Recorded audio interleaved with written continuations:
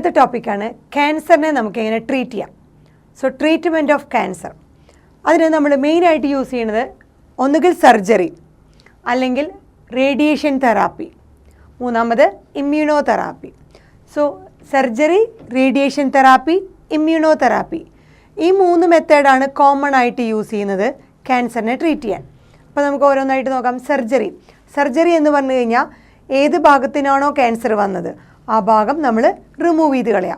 So ഒരു പരിധി വരെ ക്യാൻസറസ് സെൽസുകളുടെ ആ ഒരു കൗണ്ട് അല്ലെങ്കിൽ എമൗണ്ട് കുറയ്ക്കാൻ നമുക്ക് പറ്റും. So reduce the load of cancerous സെൽസിൻ്റെ ലോഡ് ഒന്ന് കുറയ്ക്കാനായിട്ട് സർജറി വഴി നമുക്ക് ആ പെർട്ടിക്കുലർ ട്യൂമർ സെല്ലുകൾ റിമൂവ് ചെയ്ത് കഴിഞ്ഞാൽ സാധിക്കും.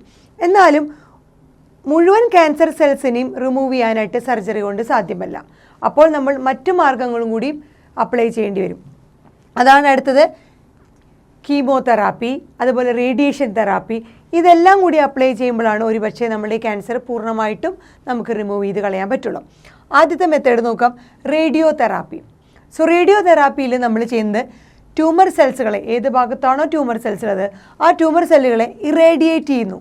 ഇറേഡിയേറ്റ് എന്ന് പറഞ്ഞാൽ റേഡിയേഷൻ വഴി ട്രീറ്റ് ചെയ്യുന്ന ആ ട്യൂമർ സെല്ലുകളെ. അത് ലീത്തലി എന്ന് പറഞ്ഞാൽ കില്ല് ചെയ്യാന്നർത്ഥം.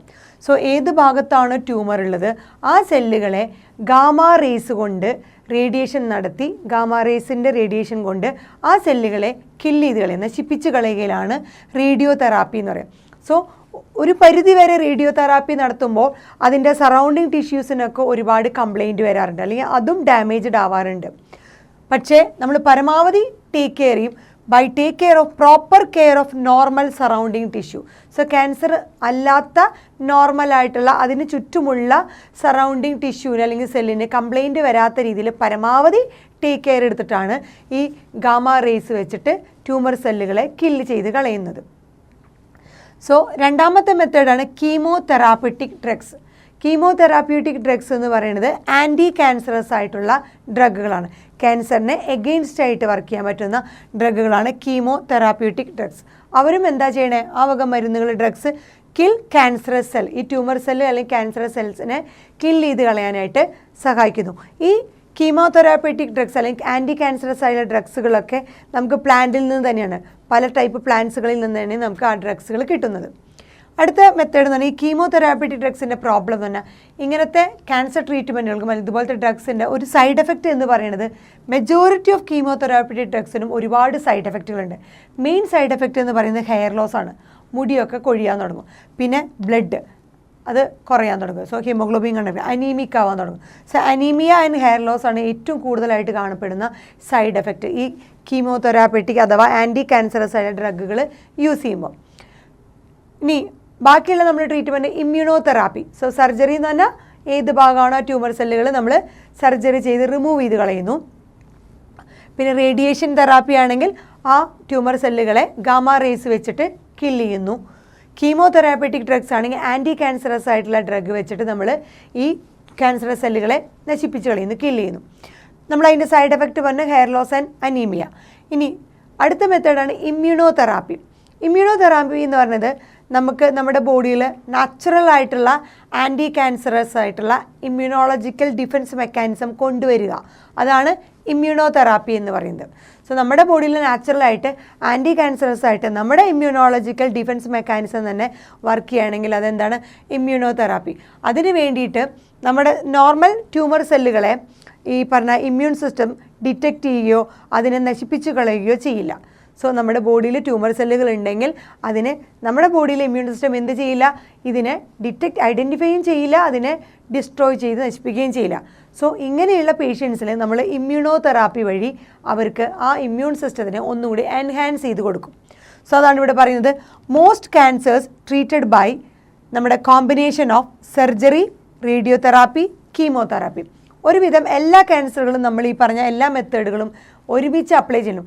ഒന്നുകിൽ സർജറി അല്ലെങ്കിൽ കീമോതെറാപ്പി അല്ലെങ്കിൽ റേഡിയേഷൻ തെറാപ്പി എന്നല്ല, നമ്മൾക്ക് ഒരുവിധം ക്യാൻസറിനൊക്കെ എല്ലാ സർജറി ചെയ്യേണ്ടി വരും, റേഡിയോ തെറാപ്പി നമ്മുടെ ഗാമാ റേസ് വെച്ച് ട്രീറ്റ് ചെയ്ത് കില്ല് ചെയ്യേണ്ടി വരും, കീമോതെറാപ്യൂട്ടിക് ഡ്രഗ്സ് വെച്ചിട്ടും കില്ല് ചെയ്യേണ്ടി വരും. ഈ മൂന്നും നമുക്ക് ചിലപ്പോൾ അപ്ലൈ ചെയ്യേണ്ടി വരും. ക്യാൻസറിൻ്റെ തീവ്രത അനുസരിച്ച് നമ്മൾ ഇത് മൂന്നും ഒരുപക്ഷെ അപ്ലൈ ചെയ്യേണ്ടി വരും.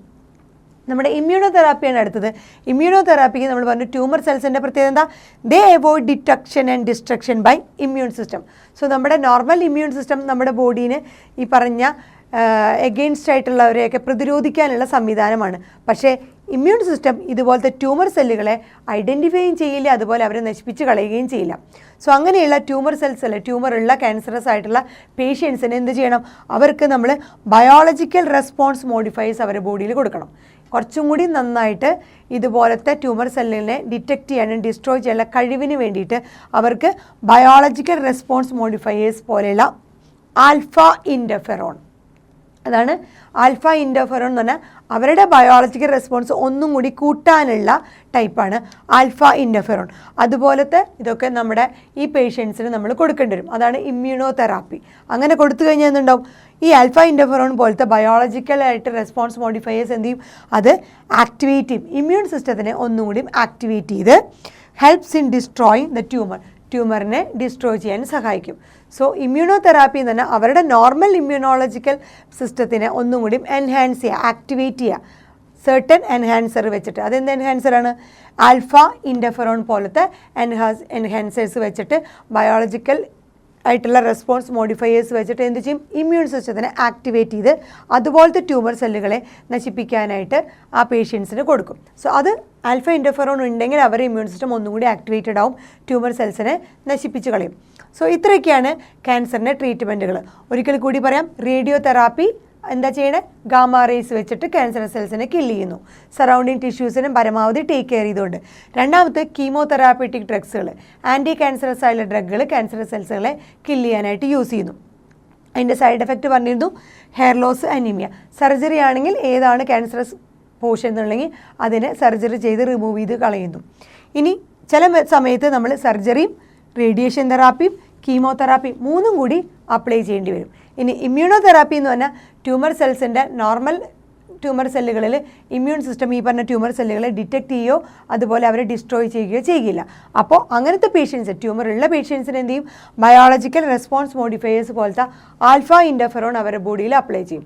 സോ അവരുടെ ഇമ്മ്യൂൺ സിസ്റ്റം ആക്ടിവേറ്റഡ് ആവും. അപ്പോൾ അതുപോലത്തെ ട്യൂമർ സെൽസിനെ എന്ത് ചെയ്യും? അവർ ഡിസ്ട്രോയ് ചെയ്യാൻ അവരുടെ ഇമ്മ്യൂൺ സിസ്റ്റം അതിനെ സഹായിക്കും.